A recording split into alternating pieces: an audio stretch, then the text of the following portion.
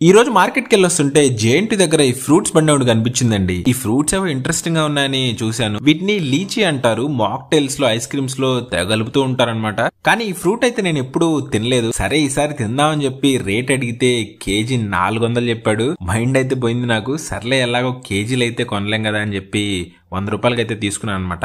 కట్టలో వేస్తాడు అనుకుంటే కింద రాలిపడ్డే వేస్తున్నాడు. సర్లే అవి కూడా ఎర్రగా బాగానే ఉన్నాయని చెప్పి ఊరుకున్నాను. మొత్తం తిప్పి తిప్పి కొడితే 15 పీసులు కూడా రాలేదు.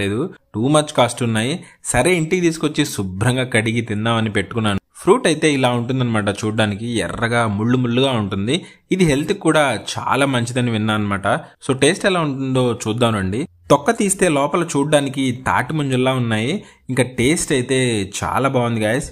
కొంచెం ముంజల్లాగా లేత కొబ్బరిలాగా అయితే అనిపించింది నాకు. లోపల గింజలు అయితే ఇలా ఉంటాయన్నమాట.